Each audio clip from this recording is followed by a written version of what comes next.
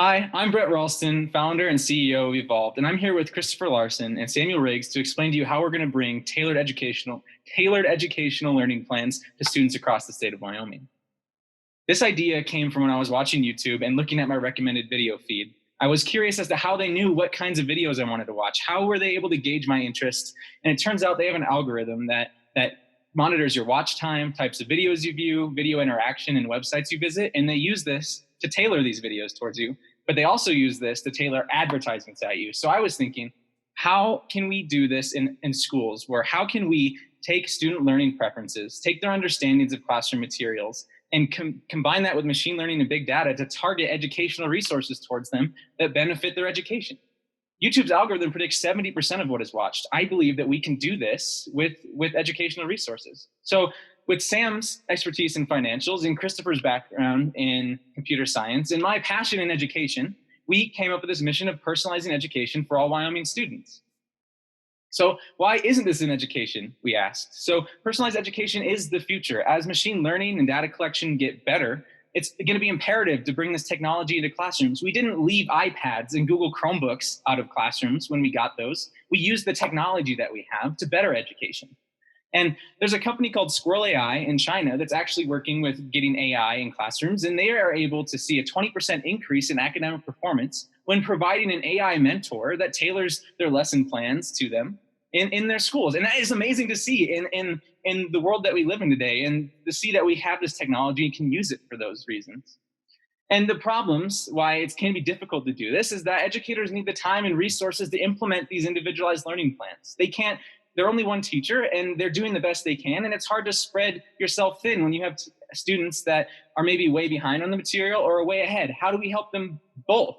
And so we aim to alleviate these problems by providing these three values to education. And these values are giving the district administrators the information they need to target the resources at the most pertinent issues in their school districts. We give educators more time. They'll get an in-depth profile of their students, seeing benchmarks they reached, where they're at in their class, understanding the material, learning preferences, and the tailored learning plans that we provide to them, giving them more time to do what they love. And then we give students the personalized education. It will increase motivation and engagement in student learning. It will bring up academic performance. So how Evolved will work is that we'll have teachers assign work, and the students will get that work and they can work through it on their side of the application. And how they do on that will be converted into a proficiency data point that will help be used to help Evolved understand where the student is at in learning the material. And then Evolved will also prompt questions to the student, questions that help Evolved learn the student learning preferences and how they are as a student. And then using those two data points, Evolved will create tailored lesson plans to those students with material that treats them as an individual. And with this material, that we will monitor how much time they spend on the material provided, as well as we want to see how they spend their time on the assignments provided by the teacher, which just gives us more data to continue to evolve our lesson plans to students and match them as an individual. So who we're up against, there's some big names. We have IXL, MobyMax, Canvas, and Edgenuity. And IXL and MobyMax, how they use their adaptive learning is, let's say a student is struggling with fractions. They would give them a bunch of problems and figure out what exactly it is with fractions they struggle with outside of the classroom or at home. And they would go through these problems and the program would adapt and give them problems that end up fixing, okay, it's numerators that we're struggling with. They're rational, irrational numbers, things like that. Canvas is pretty much an online classroom format. So teachers can provide material to students, students can provide material to teachers, they can have discussions, they can post assignments, things like that. But analytics, and as far as providing tailored learning plans on its own as an individual program, isn't really there. But they are talking about bringing machine learning and algorithm prediction into their program. So they're definitely someone to watch out for. And then Edgenuity provides full courses and curriculum to schools and students to provide them a class they might not be able to have access to. So what makes us different is that we use open educational resources that exist. We combine it with their learning preferences, with what they're learning in classes to keep students in the classroom, not doing IXL or MobyMax problems outside of it. And we keep them like working with their teacher and their students and giving them material that they're interested in and material that helps them learn in a way that treats them as an individual. No provided comprehensive curriculum is given. It is tailored in real time to those students. So getting the name out, we want evolved to be a deeply rooted Wyoming company. We want to talk with school administrators and Wyoming educators. We want to know what the administrators need to know to manage the resources better. And how can our software give them that information? How can our software provide information to educators to help them learn the best they can about their students and how to tailor their teaching methods to their students? We want to talk with the Wyoming Department of Education, and we want to help them get their goals of future-ready schools and getting technology implemented in classrooms. And future-ready schools involve getting individualized learning plan or personalized learning in schools as well as technology. And so we fit very well in with their goals. And then we want to talk with legislators to see what the state's goals are for education. So like diversification of the economy, and education fits very well in doing that. And then we want to connect students with Wyoming programs. We want to take learning preferences and their understanding and how they did in benchmarks and standards in the school and see if we can connect them to a program in Wyoming that keeps them here and preserves that $16,000 investment that we put into each child every year in education. So our customers are administrators. Ultimately, they will buy our product, but we target three groups: educators and students as well. So we like to think of this as a top-down buy-in and a bottom-up focus, where the administrators buy a product that focuses on increasing the performance of their students and educators the most. Administrators will get more students reaching standards. They will get data and how to manage, and they can use that to figure out how they want to manage their resources. Educators will get more time dedicated to students and teaching because they know where the weaknesses are. They know what their students missed. They can see if a student came from across the state, they'll be able to see an in-depth profile of where that student fell behind and where they advanced and be able to immediately know. And then we give students the personalized learning, which will maximize motivation and their engagement in class material, increasing academic performance. So we want to go to districts administrators and we want to have district-wide buy-in. We want all the schools in a district, K through 12, to be able to use our product. And we want to make a contract with them that outlines our terms and conditions with them, as well as our per student per year pricing. And what's great is that we know what our customer wants. We know that they want to see students getting to benchmarks. They want to see students performing better academically. They want to see educators working with their students better and being better in the classroom and being the best they can be for their students. And so when we provide our individualized learning plans that are shown to increase academic performance, when we provide the data that allows teachers to know where students are at and help them right off the bat, and the data for districts to use their resources better, we know that they'll continue to use our product because their motivations are our motivations. So this is our financial summary for 2021. We want to have 4 districts on board for about 9,600 students. And we want to have our revenues from those districts be around $300,000, priced at $31 per student per year. Where we got this price was we looked at competitors and saw a wide variety of prices that exist in this field. And for example, Edgenuity has $350 to $1,000 per student per course. And then we looked at what value we're bringing increased academic performance. We're giving more time to educators, and we're allowing districts to manage the resources better. After that, we looked at our costs and expenses and decided that $31 would be a fair price for our product with what we provide. Evolve's yearly costs, so the server space is going to be about $50,000 per year, and that is how much space we need to store the information on student learning preferences, student understandings, their learning plans, information like that from across their education. And then salary is about $192,000. Chris, Sam, and I make up 3 employees, and then we'd like to have educational expert, someone who can help us combine the data, the data points that help make tailored learning plans with the open educational resources to make sure we're creating modules for students that are really benefiting them. And then other costs, about $35,000. And so if everything goes as planned, Evolve's profit margin should be about 7% for the first year. Where we're at now, we're currently in the process of getting software logistics worked out and creating a software design document. And what this will look like is, how does a student get their individualized learning plan? How do they interact with it? How do they interact with their teacher? How does their teacher interact with them? How does it interact with the district? What does the district see? So it's all these logistics that need to be planned out, and we're working on that to help push the application forward. And then we're building customer connections. We've talked with the Department of Education. Laurel Ballard said that she was going to help connect us with a district to get customer feedback. We've talked with a state Wyoming legislator who helped us understand the budgets of school districts and where the state money goes and how the districts are allowed to spend that money. And we've talked with some teachers around the state, and a couple teachers we talked to wanted to make sure that this could be used for special education students with IEPs, and homeschooling students also got brought up. So please help us bring Wyoming forward. By making learning personal, we see an increase in academic performance. We see the benefits that this can provide. By helping Wyoming educators learn about their students, even if they come from a different grade, if they come from a different student, if they come from across the state, giving them that information and know where their student's at immediately over their entire education is profound. Bringing the best technology into classrooms will also help us impact Wyoming in a positive way. So please, help us do this so we can protect the investments for future generations, and ask us any question that you think can help provide to make our students' dreams a reality. Thank you for your time, and thank you for everyone who helped make this possible. And thank you for listening to us today. Awesome. I think that deserves a round of applause. Well done, well done. And obviously very well practiced, because you took up exactly 12 minutes. So well done, Brett. That was the exact amount of time before we were going to have to say no more. Well done. I'm going to have you stop sharing your screen so that we can all see the judges. Perfect. If folks want to go to the gallery view for the judges' time, you can it'll bounce around a little bit more easily. So with that, we'll open it up for judges' questions for about 10 to 12 minutes. So judges, okay, looks like Susan has a question to start. So Susan, we will start with you. Okay.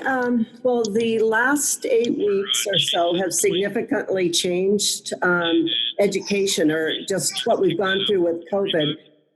So the question is, does that alter how you think about your product development? Here's Susan, we'll hold for just a second too. It sounds like we have someone's mic, but everyone's muted. So I don't know exactly where that sound is coming from, but we'll keep an eye on it. Sorry for the technology overlap. Yeah, did they hear? The question was tied to how the last 8 weeks of intense homeschooling that many people have gone through maybe changed the way that you're looking at the product and maybe the technology development. Great. Yeah, go ahead. Whoever wants to field it, go ahead.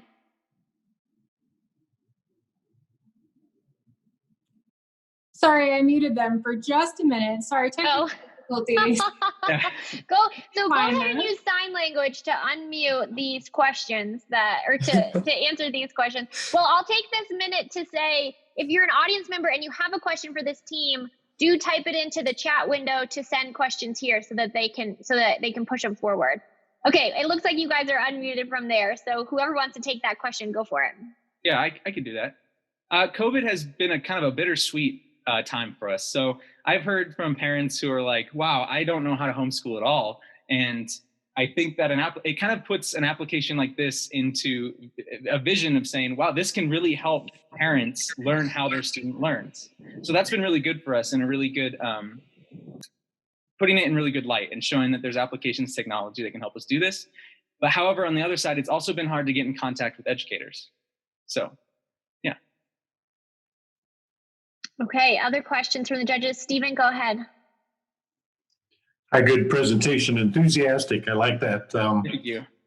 I bet you've told us a couple different ways, but I'm still missing one of the fundamentals. Is there hardware in front of each student, or a common point, or exactly what's the interface between the student and the algorithms and software? Yeah. Chris, would you like to answer that? Sure. Oh, cool. I thought I was still muted. So we're thinking about making it into a web application. So just be a website, kind of like the Pearson or McCormick websites. And then using that application, the student can then interact with it using any device that has internet connection to internet access. Okay, thanks. Great. Spencer, go ahead.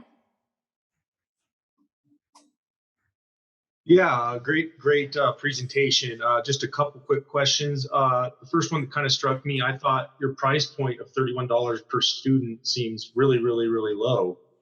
Can you explain more about how you came up with that price point?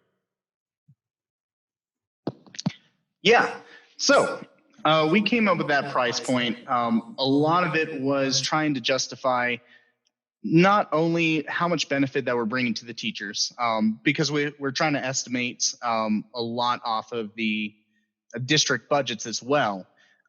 We want to make it affordable to a lot of the smaller counties that we have here in Wyoming, as well as trying to be able to get enough revenue from some of the bigger counties so that we can reinvest into the company and put more money towards making new products for them or adding additional content, which we would actually love to do and try to make connections from not only from their classes, but make educational connections into the community colleges as well. Something that we would like to call closing the gap, since we have all these different educational pillars that are essentially separated, and we're hoping to use our technology to bring them all together. And then my follow-up was just to re-verify if I missed it, but what was the cost you think to get this product developed, and what's your reasonable timeline where you really think you can have the majority of the state and then consider maybe even expanding from there? Actually, I will turn that one to Chris. We have a wonderful timeline. We did omit it from the slides. Go ahead, Chris, with the timeline. Sure. With the timeline, I can always forward that to you. We actually did create a timeline. I don't have it up for me to directly look at it, but we estimate about 8 to 10 months to build this thing. We're currently in the design phase, like what Brett was saying, creating a document. Where this phase is really important, just to make sure that we don't have to redo work or change what we've done. Basically allowing us to spend more time producing exactly what is required rather than switching things up. Then we'll go into a production phase, which we're hoping to start in about a month. And that'll be going on until about December. And then at December, we'll go to our last phase where we actually will start building the AI. And we're hoping to start getting a district on board. That way that we can collect data, because you have to train an AI off of some sort of data. And if I could tack on to the second part of your question, the financials of it, although we estimated an first yearly expense of $278,000, the bulk of that's going to be in salaries. We are a software company, so a lot of our expenses are going to be making that software. Once we get it out, it's scalable in the ability to sell. And the more that we sell an already built software, the more revenues that we bring in. But a lot of that salary is probably going to be just us donating our own time to programming this ourselves. Great. Other questions from judges? Yeah, Shane, go ahead. Love the presentation, guys. I think it's a fantastic idea. My concern, and maybe talk a little bit about this. I mean, even in your plan, you said Evolve is more than just another Canvas, MobiMax, IXL. We have something called Google out there that is doing obviously all of those algorithms that you talked about in terms of YouTube.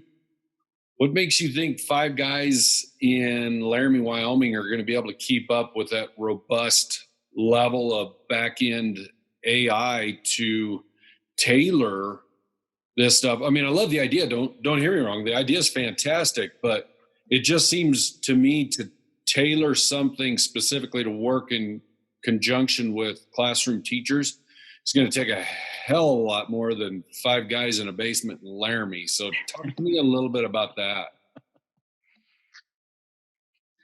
You want to go ahead with that, Brett? Yeah, it looked like Chris rose his hand and wanted to say something first. Yeah, I was muted by the... I can actually speak to that. Basically, we are actually going to be using Google's algorithms. We're planning on using the TensorFlow AI, which is free and an open source AI that Google makes for certain softwares like YouTube. What that basically does is when we collect data, we can then feed it into TensorFlow. TensorFlow can then use that data to start training itself. And then we can do some tests on that data to make sure that it's giving us the required outputs that we want. So we don't necessarily have to actually build a whole AI from scratch. We can just use a template or a framework like Google's AI. So is that an additional expense, or is that built into your performance that you have, or how does that work? It's an open source, so there is no expense to it. Google just lets anybody use it. Okay. As for It's sorry, go ahead. I was going to say it's not like Electron frameworks or anything else like Vue. They're just all open source and out there for free. Sorry, go for it, Brett. I was just going to add Five Guys in the Basement coding. Yes, it is a big project. We do have a lot of passion here at Evolved in bringing individualized learning plans to students, but we also are in classes and trying to get our degrees. And so we want to make sure that, these are goals that we have, and we want them to be goals that push us forward. And we would like to make a product, no matter what, no matter how long it takes, that can help students to get this done. So if it takes longer for Five Guys in the Basement to code something like this, we can make that happen. We have the passion. We really want to see Wyoming become great in education here in the state. And we also have dreams of getting degrees. Like, I want to finish my PhD, and Sam wants to get his degree in accounting. So we're going to try to fit all those in and figure out how to do that, because we do want to provide this to students in Wyoming. And again, I'll say it, it's a fantastic idea. Just from idea to actual reality on it, I'm a little fuzzy on that, because holy cow, you're dealing with some big folks in that arena that are trying to essentially do the same thing you're doing. I would anticipate. Yeah. All right, I'm going to kick it over to Walden because he has a question, and that'll probably take it to the end of our time. So go ahead, Walden. I've been kind of quiet on this one just because I've personally invested into a couple startups here in Chicago in very similar industries. Rollout plan wise, like, it's been a lot harder and a lot more difficult than I thought. But the one thing that I've noticed with like the engagement rates of what they're doing on their education platforms is the systems that are gamified or following a gamification model are seeing a lot more success. So do you guys have plans on rolling out a gamified like version of this so that you can be on leaderboards, accolades, that kind of stuff? Or are you just strictly focused on AIs and reporting and things like that? Yeah, so gamification is a great way to increase encouragement. I mean, I like to learn Duolingo. I like to use Duolingo, and they gamify their thing. So it's a great thing to bring into education. I don't think we've really talked enough about gamification to give you an answer on that, but I think it is a great avenue to potentially use. And if Chris or Sam, if you have anything else to add to that. Adding on to that, again, we're 100% for it. We're really excited. And a lot of our resources, or a lot of our product is not creating these resources, or I'm sorry, let me take a step back. It's going to be gathering these resources during phase 1. And then after phase 2 and phase 3, we're going to be outreaching to either create the resources ourselves or reach out to like university professors to create videos and questions. And what we're going to do is use that AI to compare and see where the effectiveness is in providing these resources and how well that this translates from teaching the students to meeting their proficiencies towards the end of the year. Yeah. Okay, with that, I think we're at time. So thank you to Evolve. Round of applause for presentation and questions. Thank you for joining us, and thanks for sharing your passion and your business model.